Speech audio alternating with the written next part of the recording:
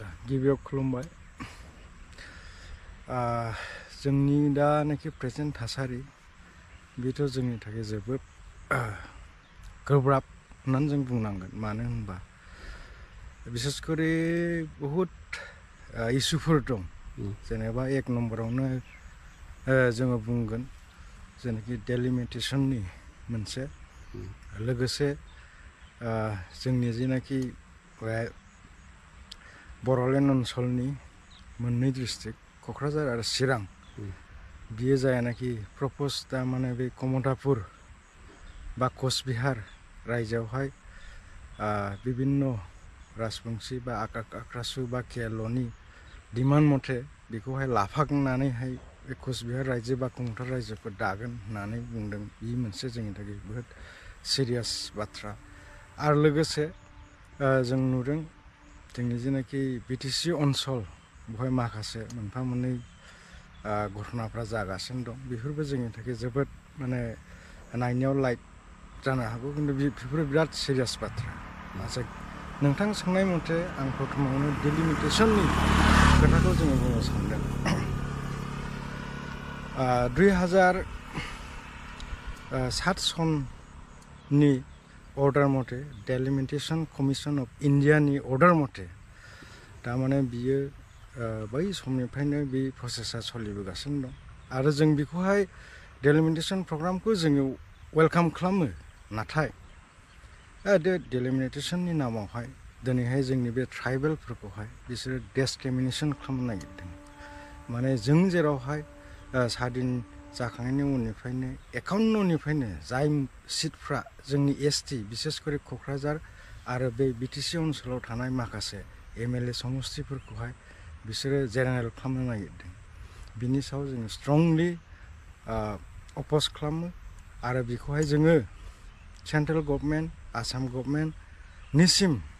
जोंनि मोनसे डिमान्ड आरो जों अलरेडि मेमरेन्डाम हरबाय मानोना जोङो दासो हयथ' पार्सेन्टआव खम नंगौ बेयो नंखाय नङा नंगौ बे जोङो बिराद खम दा पार्सेन्टआव खिन्थु बे पार्सेन्टआ जोङो मानि थाखाय खम जाखो बे एसटिफ्रा मानो खम जाखो मानोना जोंनि जि थाखानाय आयेन Assam registration Assam land registration and regulating act सिम खुनु गभर्नमेन्टआनो इमप्लिमेन्टेसन खालामाखै जायनि फलाव बे ट्राइबेल बेल्ट एन्ड ब्लकआवहाय लाख लाख मानसि हाबनानै दङ आरो दिनै बिसिनि पपुलेसन पेटार्नखौ लानानैसो जोंखौहाय दिनैहाय माइनरिटि खालामदों दा बिनिखायनो जोङो UTOA जोङो मेमरेन्डाम होदों आरो जोङो डिमान्ड खालामो प्रथमावहाय बे ट्राइबेल बेल्ट एन्ड ब्लकनिफ्राय जायफ्रानोखि इलिगेल इनक्ल'सार बिसोरखौ इभिक्सन खालामग्रो ओमफ्राय बिनि उनावहाय भारत सरकार आसाम सरकारा जोंनि बे सेन्सासखौ ला ओमफ्रायसो माने जोङो बेवहाय मेजरिटि ना माइनरिटि बुंनो ओंखारगोन जुदि बिथांमोना गमामायैनो जों डिमान्ड खालामनाय बायदि मावोब्ला जों गाबोननो जोंनि जायगायाव मेजरिटि जाफिनगोन आरो जेरै बे सिटफ्रा दङ बेबायदि जोङो थाफिनगोन लोगोसे आरो आसामाव गासैबो ओनसोलावहाय ट्राइबेलफ्रा मेजरिटि जागोन आरो लोगोसे जोङो एबारावहाय जों नुगासिनो दं निउस पेपार कागजफ्रावहाय इलेक्ट्रनिक मिडिया प्रिन्ट मिडियाफ्रावहाय जे कमतापुरनि सायावहाय केएलअनि बिथांमोना दिनैहाय जोंनि माखासे थानाय जेनाखि एनडिएफबि बिदा फंबायफोर जेरैबायदि बिसोरबो फैदोंमोन थिग बेबायदि बिसोरबो दिनैहाय मोनसे जेनाखि हाग्रायाव थानानै बा जेनाखि मोनसे आर्मसजोंहाय आन्दलन खालामदोंमोन बेखौ नागारनानै बे फैदों बिनि थाखाय जोङो बिसोरखौ वेलकाम खालामो नाथाय बिसोर फैनायजों लोगोसे दे गुबुन गुबुन बे थाखानाय ओनसोलनि जाथि गुबुन गुबुन जनजाति बा जनगोष्ठी बा गुबुन गुबुन मानसिफोरनि जेबो माबा मोनसे पलिटिकेल राइट बा इक'नमिकेल राइट बेफोरो जेन जेबो खर्ब जाया बेखौ जोङो आसा खालामो बे सान्ति सुक्तियाव आसाम गभर्नमेन्ट भारत सरकार बिसोरो बेखौहाय रायलायगोन सावरायगोन आरो लोगोसे जेनाखि मोनसे खोथा ओंखारदों कमतापुरा बबेसिम बास्तब जागोन जाया जों बुंनो हाया ओमफ्राय नाथाय जायोब्ला जाथों नाथाय बे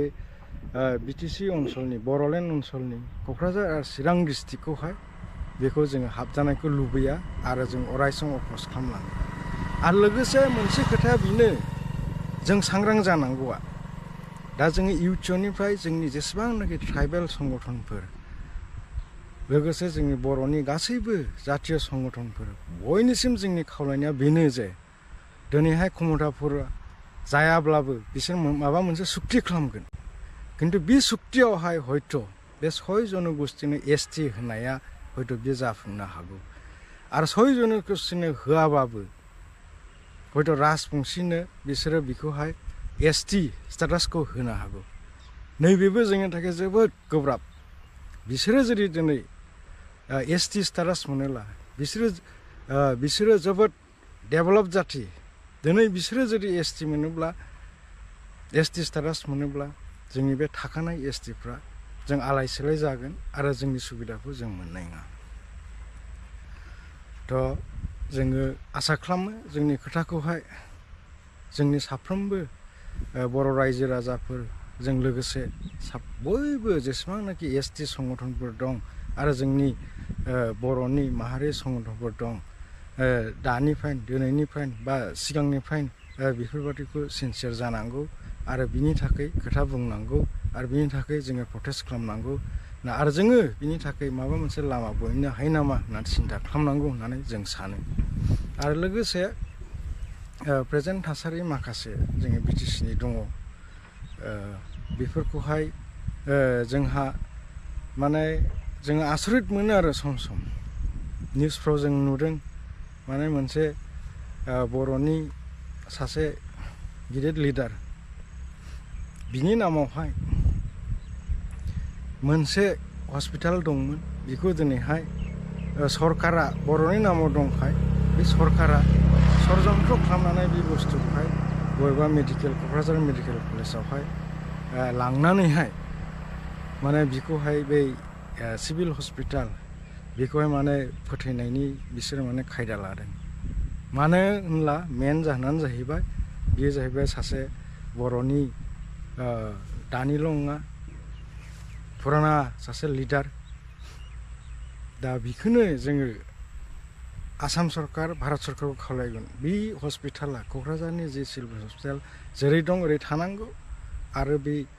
मेडिकेल कलेज हस्पिटालनि थाखाय अलरेडि जुदि नोंथांमोना बिल्डिंखौ सेंसन खालामबायबा बेवहाय नोंथांमोना इन्सट्रुमेन्टजों लोगोसे मानो स्टाफखौ होनो हाया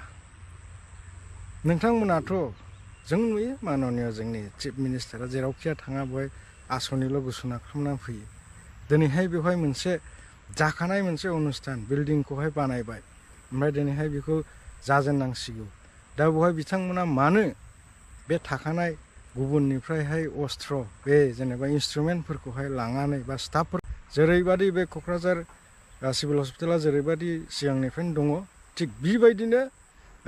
थानांगौ आरो नोंथांमोना गोदानैहाय बे क'क्राझार मेडिकेल कलेजखौहाय गोदान स्टाफ गोदान इन्सट्रुमेन्ट होनानैहाय बेखौहाय गोदानैहाय मावफुंनांगौ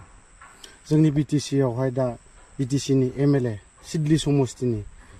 सार्कोल अफिसार सासे बिथाङा दाखालिहाय